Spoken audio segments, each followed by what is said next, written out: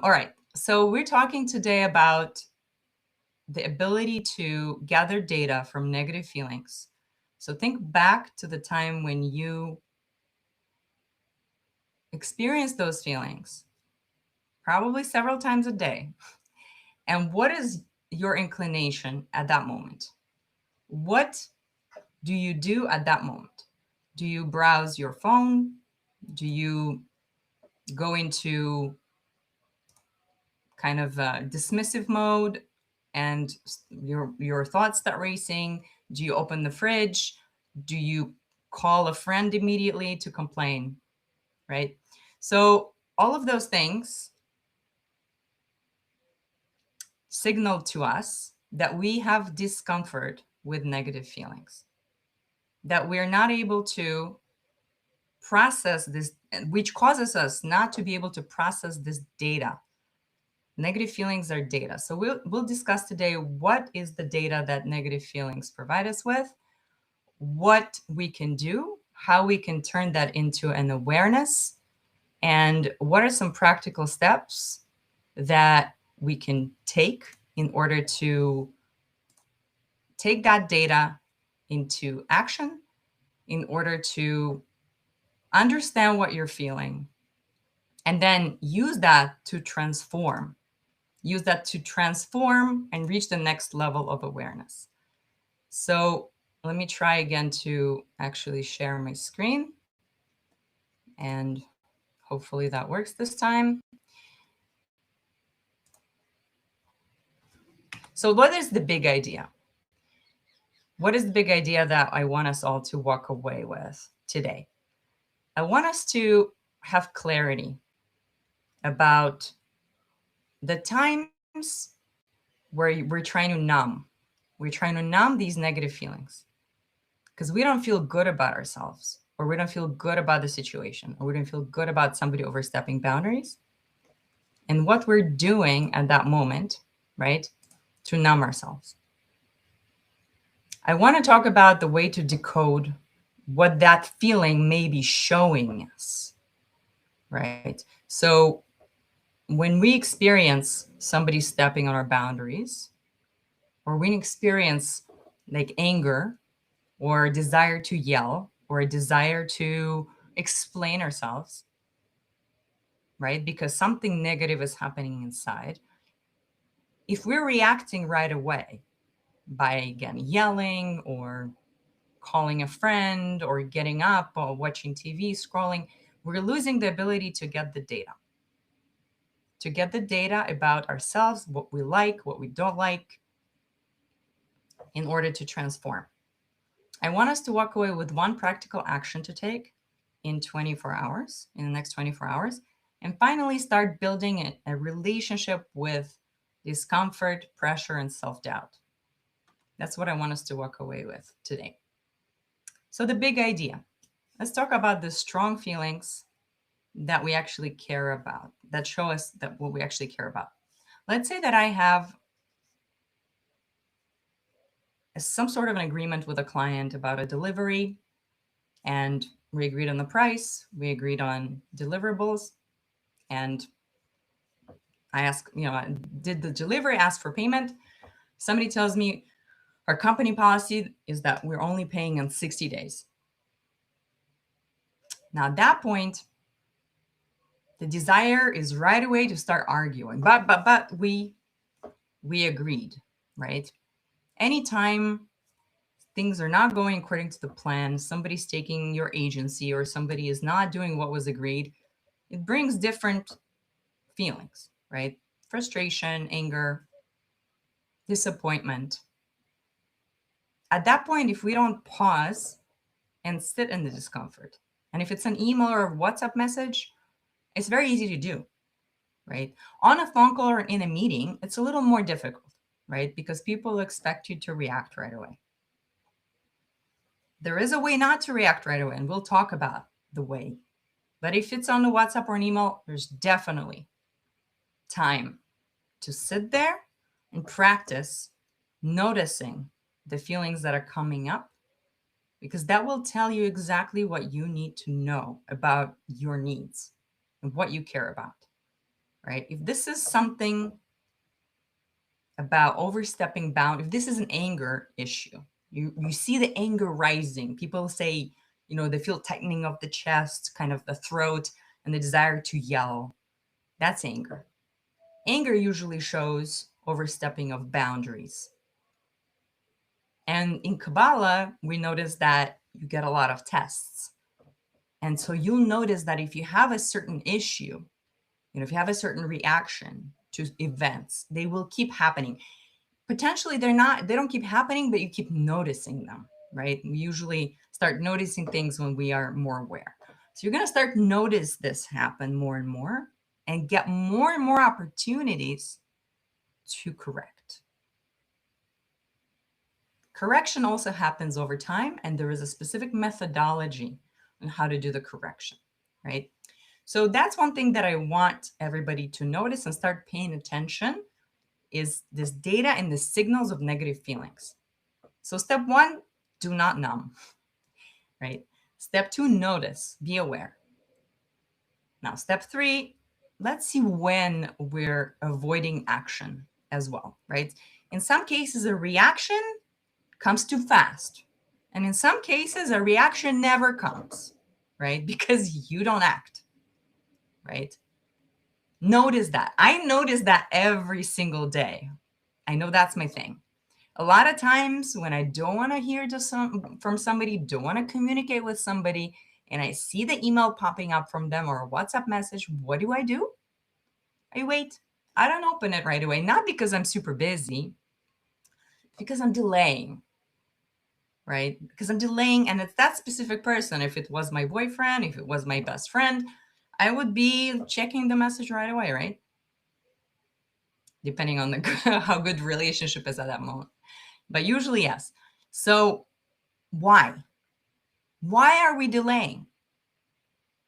So usually when I notice that, so this morning I got a WhatsApp message from someone, and I'll tell you what happened, something really cool. So this is somebody I was worried about the contract that I signed, that I want to sign with them, and the negotiation isn't going where I want it to go. And last night I wrote some sort of an email. This morning I get both a WhatsApp and an email, and I wait. I know I don't want to open it. And actually I didn't open it for 2 hours because I was doing other things in the morning, meditating, things like that. Then I thought, before I open it, let's review what are these feelings that I'm feeling towards this specific event. What's going on? Why am I anxious about this? What is it? Can I define this? Is it failure? Is it fear of failure? Is it fear of rejection? Is this potential disappointment? Is it maybe even fear of success, right? What if he said yes? And so I thought about that, and then I started imagining the most positive outcome. And that's in the practical section that we'll talk about. And lo and behold, I opened the email, I opened the WhatsApp message, and it was the most positive it could be, right? I don't guarantee that that's always going to happen, but some people call this manifestation, right? And even if it wasn't positive, at least I understood what the data is, right? Now, once you have this data over time, you'll understand the patterns about yourself. Why am I so afraid of disappointment? Why do I have fear of rejection, right? So that's when I would call on everybody to notice when you are avoiding action, right? Then there is another thing, is what desire you're not admitting. Now, in Kabbalah, we say that if you're giving a desire, then you also are given the skills, the mindset, the opportunity to get what you want. Most of the time, we're afraid to want. I say, want all you want, right? I want this amount of money. I want this business. I want to influence this number of people in the world, right? So first of all, admit the desire. I want a family. I want children. I want a community. I want a house. I want, right?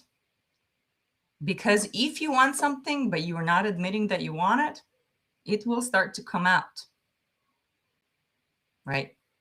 And then finally, I want to say, notice where your life is asking for movement, because that's really where these tests are going to come out. Most of the time, we're moving on whatever we feel compelled to do, as opposed to moving wherever the universe wants us to go. And what is the difference? When someone on the outside, people, circumstances, promises, right, is calling on us to focus and just takes our focus, right, which is also something that social media does. It takes our focus. And we don't have time to sit and really get the data. Now, sometimes the data comes from joy. Sometimes the data comes from joy, right? What are you really enjoying? What are you really happy about? Most of those things, by the way, are very similar for many people, right? People enjoy relationships with others. People enjoy good time. People enjoy money, home, good outcomes, career. People enjoy that. Some enjoy more than others, and different things in different ways. I do not take joy and happiness, particularly as data of where to go. When I get negative feelings, I say thank you, because finally I have some sign of where I need to be moving. So we'll talk about that a little more. Okay? So let's talk about the mistake that we make. Right? Let's talk about the example of anger. Let's say somebody disrespected you, your kids didn't listen, your friend didn't show up when you needed them, or your significant other is not even listen. Right? The first instinct is to yell or to walk away and slam the door, right? So it depends on actually the feeling that you're feeling, right? If there's tightness of chest, and you just feel like yelling, it's probably anger, right? So if you're yelling right away, if this is in your instinct to start yelling and shouting, you're not giving yourself an opportunity to get that data, right? So what he just did or what she just did made me want to yell. Wait a second, what's happening here? Are my boundaries being crossed? Am I being disrespected? Where exactly do I feel I've not been treated right? Right? So that gives us a lot of data. So yelling right away, this instinct is basically not letting us get the data. So that's that. Now, on the other hand, if you're getting some bad news, right? Like if I opened that text message that I got this morning and I got a response that said, I don't want to, we don't want to work with you. What am I going to do? Usually what my escape is at that point is to kind of sit there and say, I don't care. There's plenty of other fish in the sea, right? But at the same time, I'd be probably sitting on Instagram, right? Or I'd go and make myself a coffee, or I'd go to the fridge, which there's nothing wrong with coffee, right? There's nothing wrong with coffee. There's nothing wrong with food, as long as it doesn't come as a replacement for sitting in discomfort. And what does that mean, right? What does that mean? What do negative feelings really mean? They don't mean that you are the problem. Not at all. It means that you have a problem. And that's great, because once you pinpoint the problem, you can fix it, right? So negative feelings are a messenger. So let's go over kind of the cycle of numbing, right? So you feel discomfort, you delay and distract, you avoid or overthink, and you lose clarity and worsen. And that's the worst place to make decisions, by the way. The worst place to make decisions. So let's talk about the way to deal with this, right away, right? Let's talk about the way to deal with this in a setting when you're getting a WhatsApp message or an email. Like, you have time. First of all, set a timer not to answer for 3 to 5 minutes at least. If it's not something urgent, you can take more time, but don't delay, right? You know that you have to deal with the issue if it's an urgent issue, right? You know that you have to respond, especially if it's during a contract negotiation or like a really important conversation with a friend or a significant other, right? You obviously have to answer. Although in those situations, I always prefer to do this over the phone. But let's say that you cannot do this over the phone. The last thing you want to do is to send a reply right away. It's reactive.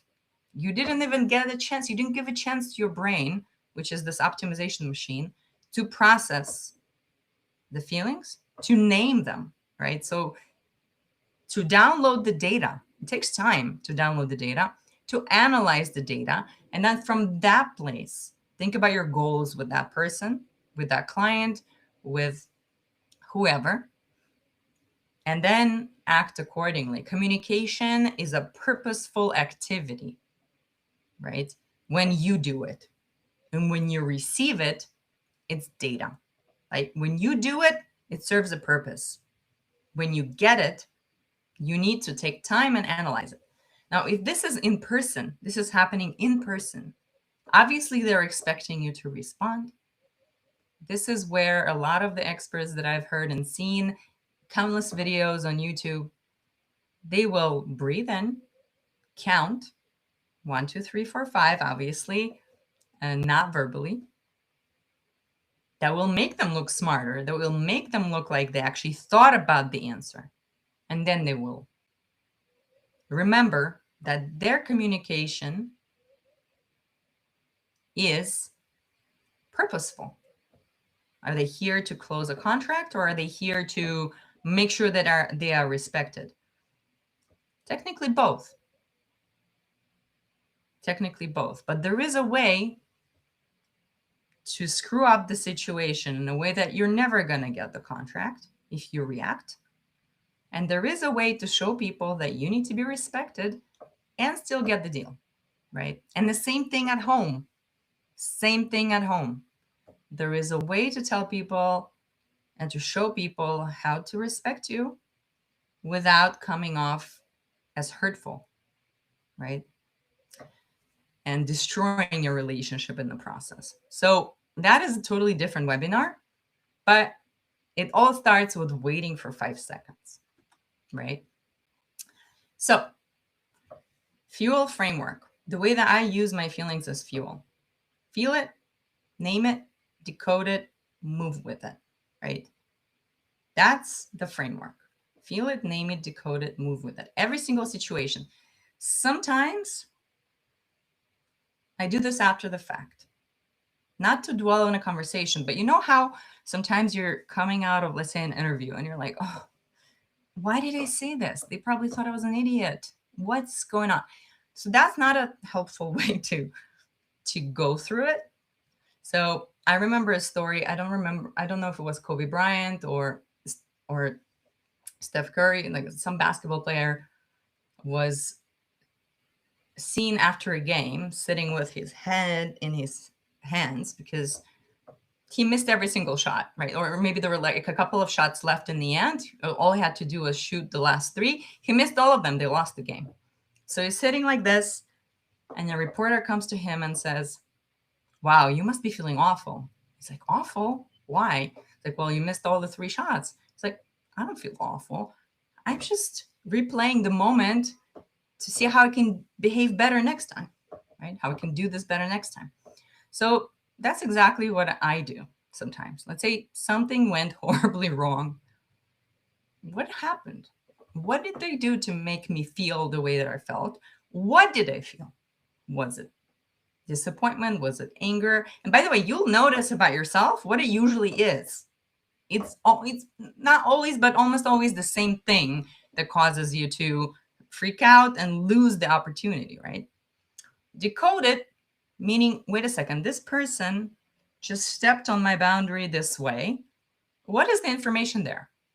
Do I even want to work with them? Do I even want to be with them? And this keeps happening. What do I want in life? I want someone who behaves differently, right? I want my life to be different where I don't need to be under, let's say, circumstances that allow me to be treated this way. So there's so much you can think about the situation in a productive way. And then based on this, you decide next time this happens, this is what I'm going to do. I'm going to stop. I'm going to take breath, 5 seconds, 1, 2, 3, 4, 5, and then I will speak. And a lot of times you can say, I need to think about this and I'll come back to you, and leave and think about it some more and analyze how that made you feel. That there's very, very helpful data at the end of the day, right? So this, we already went through the step 1, right? So again, what are these feelings that it could be? Overwhelmed, afraid to begin. A lot of people are afraid to begin, right? You know how you're learning and cramming, and you need to know this and you need to know that before you start a business or before you ask for promotion, right? So afraid to begin. And when somebody comes and tells you, let's do it, why don't you create a website, or why don't you, register for, I don't know, register for a certain activity or take a course. And how does it make you feel? Like, I feel pressured, right? So all of these things are very, very important. And they're important to name what you feel, right? And then decode it so that we can transform. So in Kabbalah, they say that when you feel these negative feelings, a contraction happening, and that always happens before you can transform and become a butterfly, right? So that's next level stuff, right? And it doesn't happen to me that often, but sometimes when I feel particularly proud of myself afterwards, I'm feeling really bad and I'm saying, okay, there must be something amazing happening right after this, right? Right after this contraction. And then I try to analyze what it is and use that as a compass to get to what I want, right? Using the negative feelings as compass, right? So, and the best thing to do in order to practice this is not to expect too much. Not to expect too much from yourself. In the first week or so, it's going to be just noticing when this arises. You might still reach for the phone and start scrolling. You might still go to the fridge. You might still look for, a message or whatever the behavior it is that you will notice. Notice the feeling and the behavior. Just noticing it is huge, right? Afterwards, name it, right? So this is an example, envy, right? What happens when you see your friends, like on LinkedIn? That's a great example. I see a lot of people getting promotions and jobs and exits and whatever, right? And I look at that mess, obviously there's a millisecond feeling there of something. And then you're very happy for them because you're supposed to be happy for the people around you who are succeeding. And most people know that when you're happy for others succeeding, helps you succeed. Most people know that. But there is a split second of something there before you see that somebody got what you wanted, right? Now, why don't we notice this? Why don't we notice the envy? When you go to a friend's house and it's a fancy house, it's amazing, it's much better than yours. You're happy for them. Of course, they're your friend. You're super happy for them. Because if you're not, who are you? A bad person. A bad person who feels the envy that somebody... Nobody wants to feel like a bad person. So what we need to do is dissociate our feelings from our self-identity. Okay? Feeling these things does not make anybody a bad person. If anything, again, this is data. This is data. And it's just a feeling for a split second. It's not that you're sitting there feeling envious and wishing bad on this person. You're happy for that. You're a little envious, right? So then what exactly do I want? I want a big house with amazing views, right? Why do I want it? That's also a thing to think about, because I want to feel successful, or because I genuinely, this is something that makes me really, really happy. So that's for a totally different webinar. But what does this person represent to me, right? So is this somebody that I want to become, right? How did they get the big house with fantastic views? What kind of business did they have? It was possible for them to do it, then it's probably possible for me to do it, right? So there's a way to reframe it, but you're not going to be able to reframe it unless you first know what it is. And notice how you can always turn it around into something positive, right? And again, it doesn't have to happen the same time that you're visiting that person in their house, right? Because you're socializing, but you noticed, right? I had some times when I would write it in my notes to think about something later, right? So I felt this. So when I was actively working on this, I would write down, I felt envious when I saw this person on LinkedIn announcing they had an exit. Like, let's sit there and then schedule a time on my calendar at 3 p.m. on Friday to actively sit and think what that represented. I know it's tedious and I know it's work. So it's just a tool that you can use or not use, right? And the final question to ask yourself would be, what would I do if I stopped pretending I didn't care, right? Because usually people say, well, I don't care, that I wish this person well. Like they don't let themselves feel envious.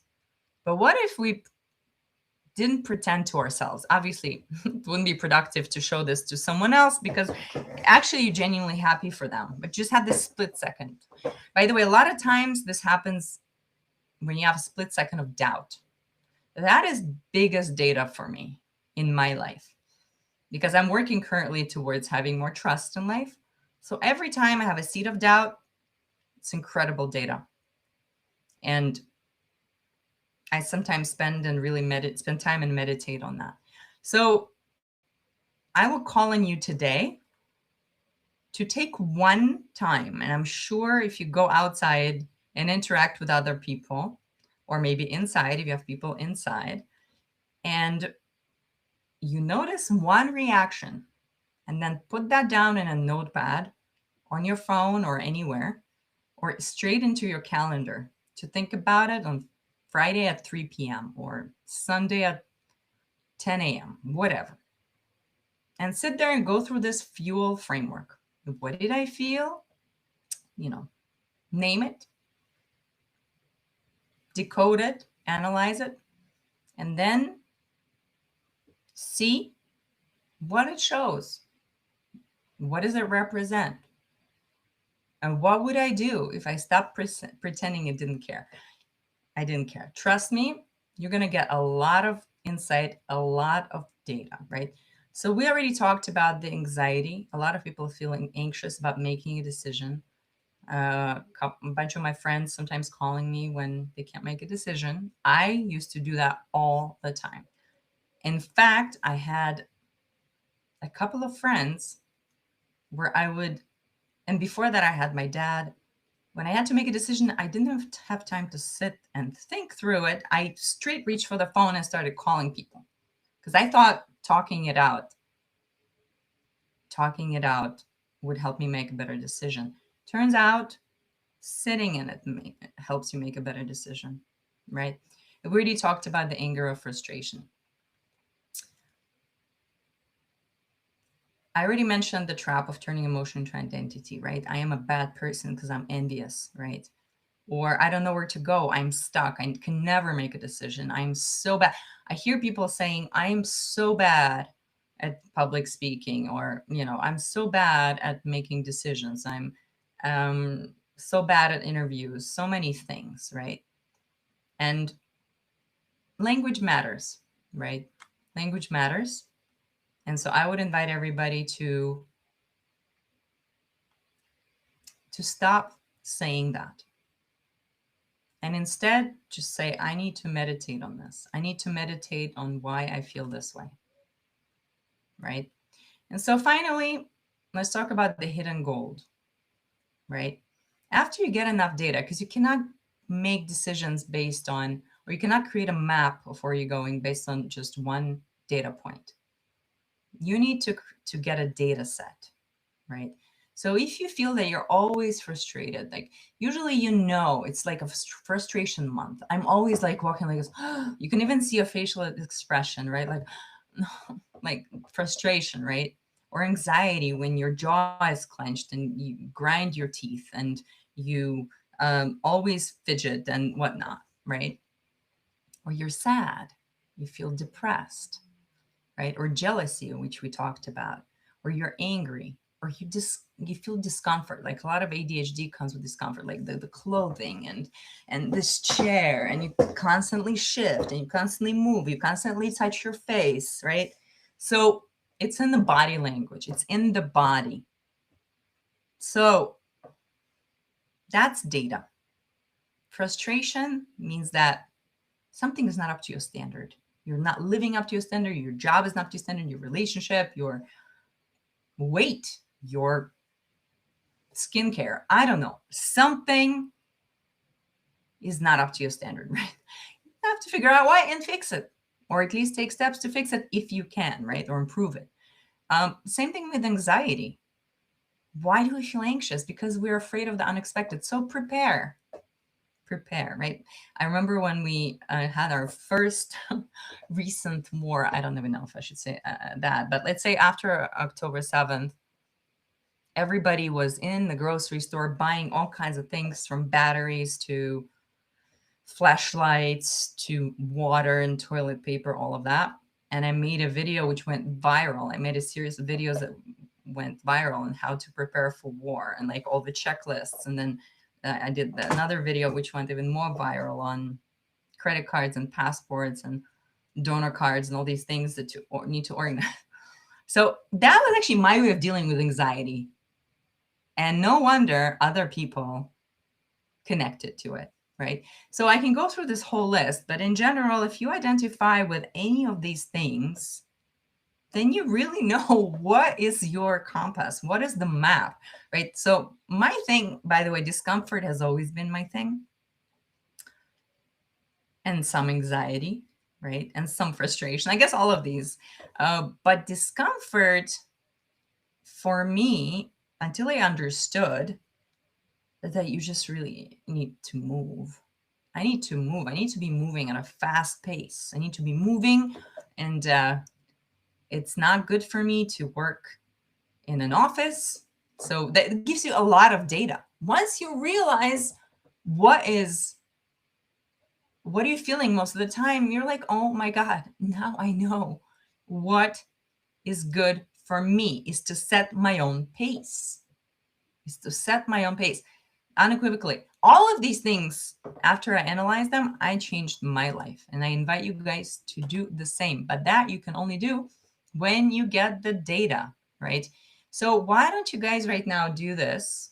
You can do this either in your notebook or a phone or a chat, whatever, right? Choose a feeling, how you feel right now.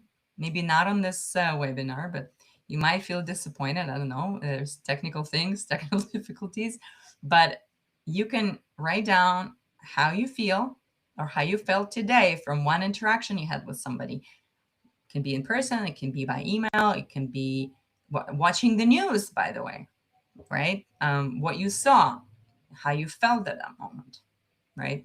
So after you write down, so I'm going to think about mine.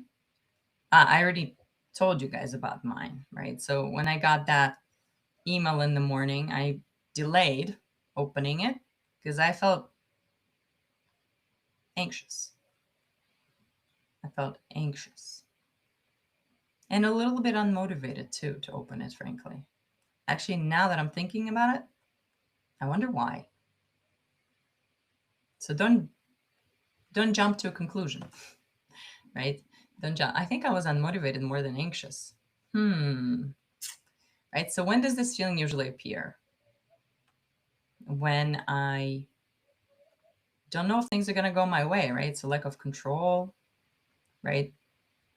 What is this feeling trying to show you? What you're avoiding? What you usually do when you feel it?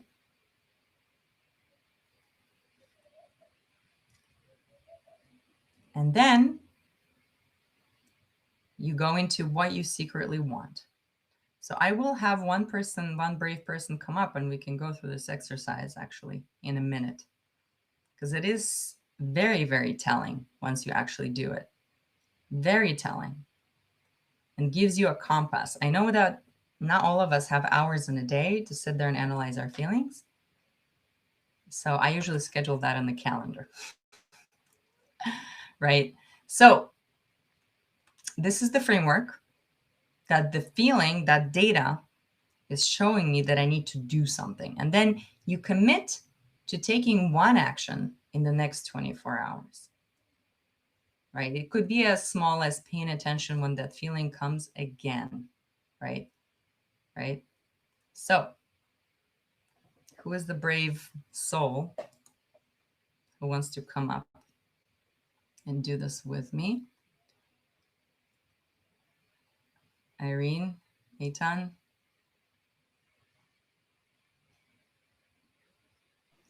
What was the task exactly? Do you want to? If not, then I will do it with myself, with my own example. So what was the question exactly? I missed All right, you. so you're coming up. I decided. No, I asked who wants to be in the hot seat. So I choose you. Okay. Is that okay? Awesome. So let's talk about some specific situation that came up today or in a recent time, right? Like Okay. kind of like what I had with the email that I received. Yeah. So what happened, and what did you do? How did you feel? I'm a member of some kind of makers community, and there are some people there which is quite popular among communities, is where they have this uncontrollable need to say their opinions about things that they should shut up about. And usually my instinct is to just let it slide. But then I actually, after discussing it with ChatGPT, it came out with a very good, interesting idea, which I started to practice, and that is to create friction. Basically, and this requires some online interactions, like online reaction, not something that I can think. That means that if someone says something that I don't feel comfortable, because, you know, whenever someone is saying something, we feel it, if it's good for us or not good for us. Right. And just for the sake of friction, basically just to train people around you to understand that they cannot say whatever they want. Every time they will say something which is inappropriate, they will have to handle some consequences, meaning I'm not going to kill them or something, but I'm going to ask question or make some derogatory remark about them. Something, a reply that makes them understand that those things just don't go easy. Okay. It's basically like training dogs. You have to train people. Okay. Are they talking directly to you, or they're just talking to Yeah. I mean, not just me. It's a typical behavior of people where they constantly have to give their opinions if someone is doing something which is nothing to do with them. Yeah, it's like I heard it from a few people here in this space where men and women, where there are some people here in this place where they just feel it's some kind of, I mean, it's in Germany, so we have white supremacy here. Got it. And I can definitely feel this white supremacy among those people, and they just have to basically tell them, look, your supremacy is in my ass. All right. So I love this example. And thank you for volunteering. Why do I love this example? Is because a lot of time, and I've experienced this many times in my life, the self-righteousness type of thing, or the desire to help or to put somebody in their place for the sake of the society, right? Yeah, It exactly. might be a great thing, by the way. And some people make great careers of that. We now have a bunch of people online that are fighting the war of Hasbara, you know, and things like that, right? So it's great. I still would want to look at it as data, whether or Yeah, not you decide to respond. And you clearly decide to respond. We can talk also about why and how, but let's just put that aside. And let's say yeah. that when was the last time you saw this type of a statement that somebody wrote that you didn't agree with? That was quite a long time ago. I don't always go there, Mhm. and but that was I think 1 month, 2 months ago. Okay. So that time, it's kind of maybe a bit difficult to go, but maybe imagine right now you're getting the same type of thing again on Yeah, WhatsApp on the group. Like just imagine that for a second. You look at your phone, you see on your screen, and somebody is like, "Oh, there's this some white supremacy BS going on," and you yeah. look at that. Like, what happens in your body? How do you feel at at that moment? It is an unpleasant feeling. Yeah, Can you it is. describe it in more detail?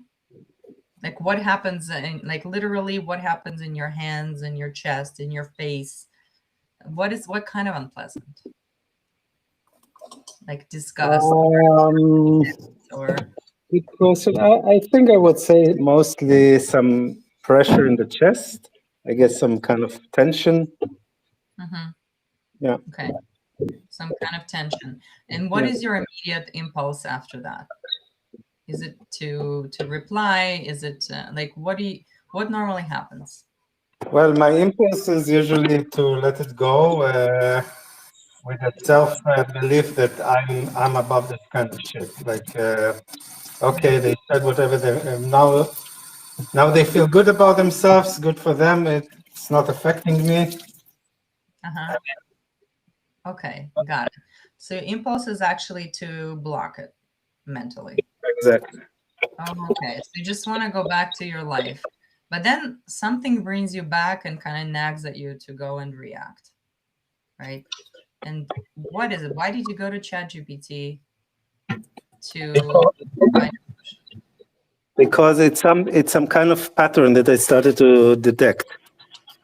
And then I started to consult with ChatGPT. I told him this is exactly the situation, and I have the feeling that those things are happening, and what should I react? And I must say that its idea quite surprised me. This idea of create friction. So just for the sake of friction, Yeah. that they know this is not something that I will just less passing. I know inside me that this is a typical behavior of someone with an issue of ego, fragile ego. They have to constantly feel good Mm-hmm. about themselves. Mm-hmm. But that's not my problem. They want to do it to other people, good for them. But I'm not the address for this kind of behavior.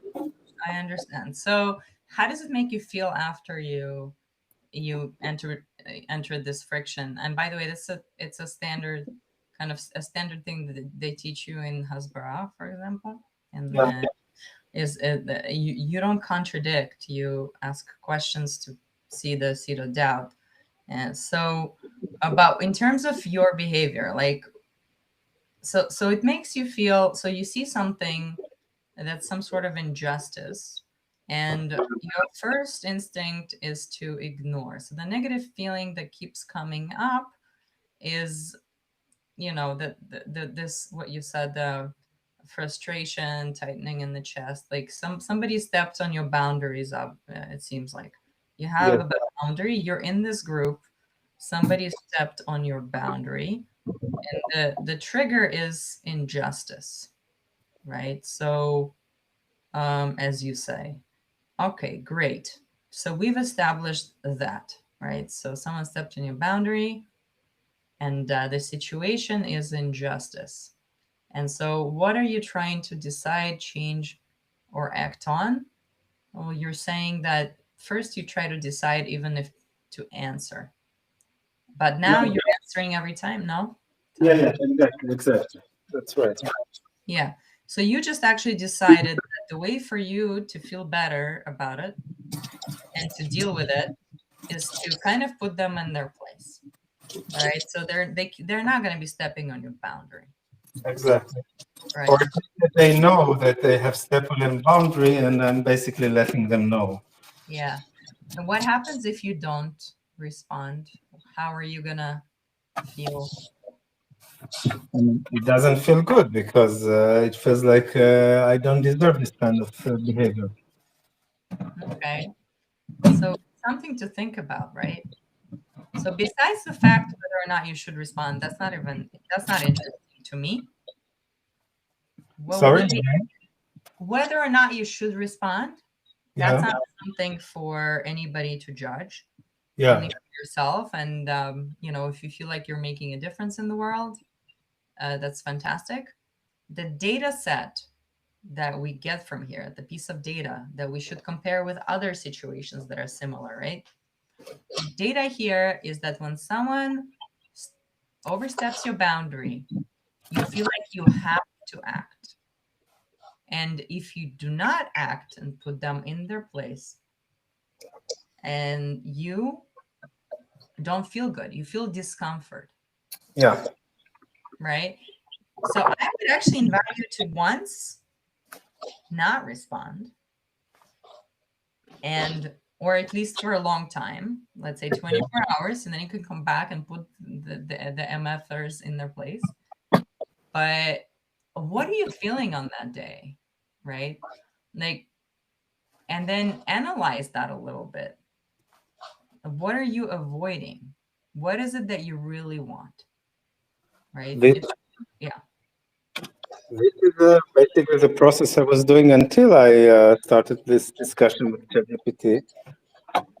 That was why I was, because basically what I was doing, I was not answering, and I was thinking with myself, you did not answer because did not want to rush into unnecessary action or avoid yeah. unnecessary escalation.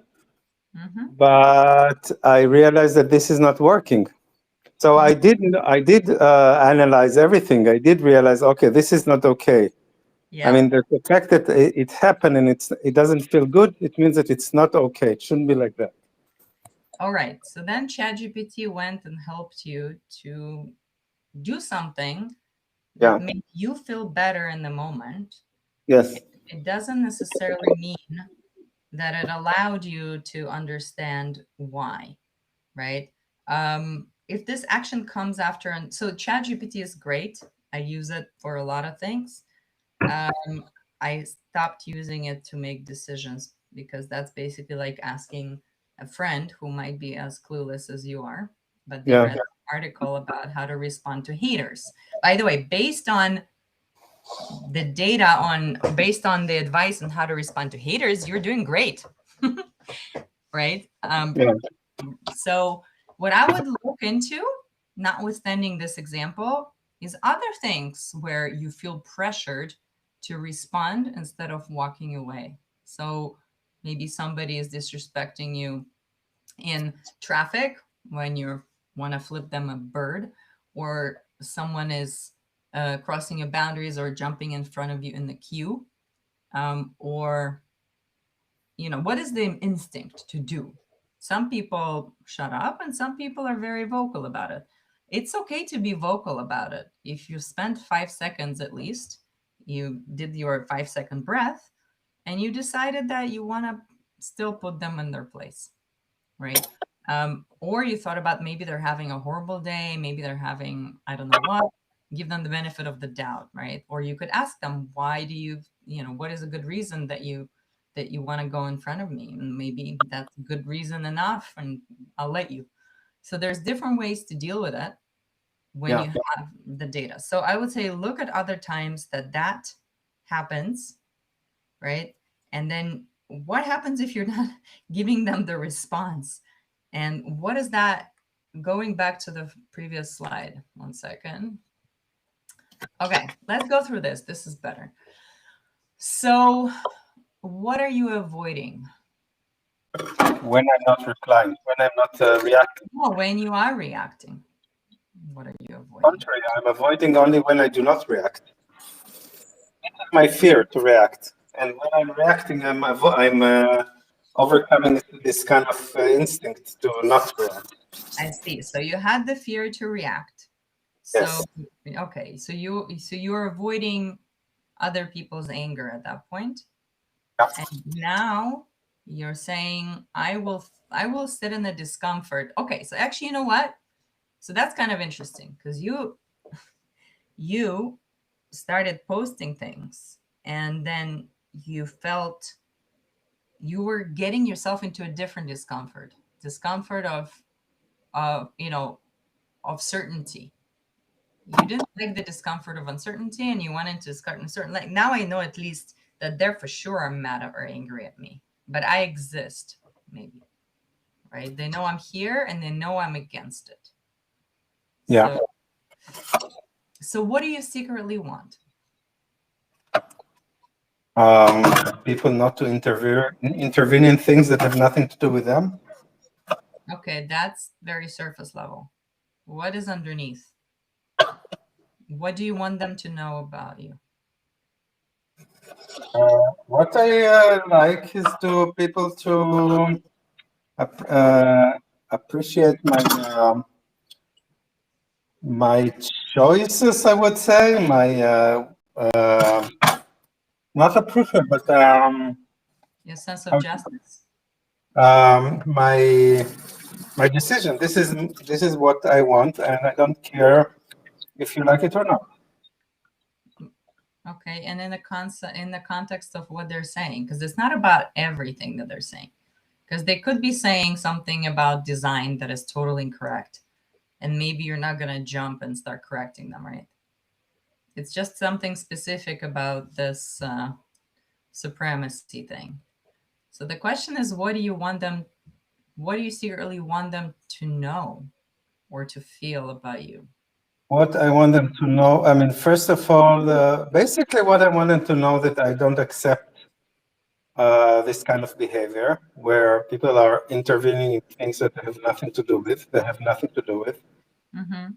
And that if they, because sometimes just, they get used to, people get used to something and they find it very easy, and this is their comfort zone. So I'm taking them out of their comfort zone, letting them know that this is not working for me.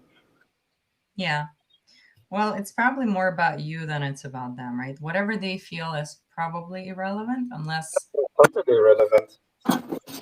it could be relevant in fact, if that's the type of behavior that that it's really important for you that other people know where you stand. Right? The other people know where you stand. And that's something to think about. It's definitely something to think about. I don't really follow you, I must admit.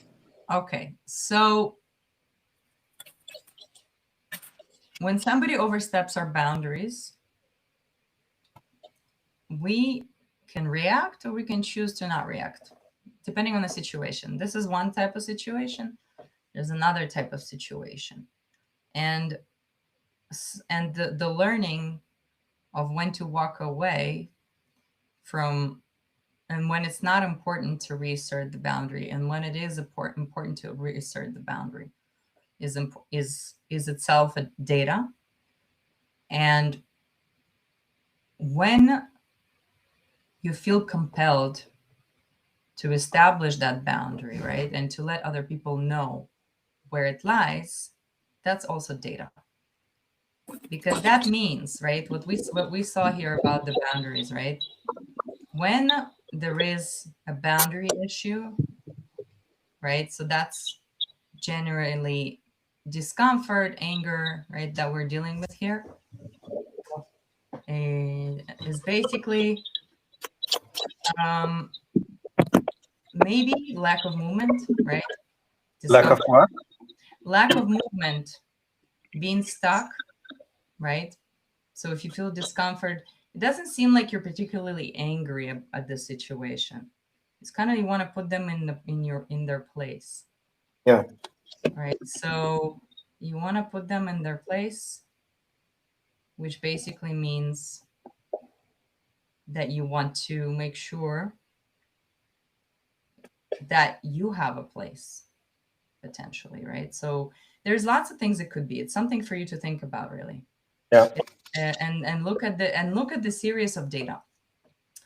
So that's what I want to invite you to do, is to take a look at these things, like at least once or twice a week, right? And see what it is you really want, right? Because I'm sure that what you want is not to be constantly bothered in this group and then kind of, it's not your profession to go and start putting people in their place.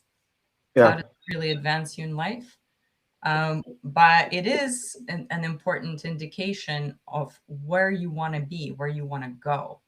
Perhaps you want to go to a place physically or metaphysically of a different type of environment, where these interactions are not as heightened. Or perhaps you want to be in a position where you can actually educate people on the way to treat you, right? On the way to treat you. Why? So that's where I wanted to get to, and definitely something to think about. And so all of these things give us data in terms of even decision making, either decision making process, right? How you dealt with it with ChatGPT, how you can grow. What are the emotional blocks? What are the issues with boundaries, just generally, to sit through it and do some work on that. How those issues are impacting your career direction, right? And okay, just very simply and surface level, for boundaries, like when somebody has issues with boundaries, they probably allowed too much of overstepping of the boundaries, and they finally said that's enough now. But we're doing it with people we don't even know on a WhatsApp group. What about in other situations in life, right? So that's something to think about. And so that's how you use this 15-minute session that we just had to start thinking about the issue of boundaries in other contexts, right? So, and then what are the actions we're going to take? Notice every time somebody oversteps boundaries. Notice how you respond, and what is the general, what is your general inclination? What do you do, right? And then how you turn that data into fuel. And that's the most interesting thing, actually. How do you turn it into fuel? That I might do another webinar on, frankly, because it's big.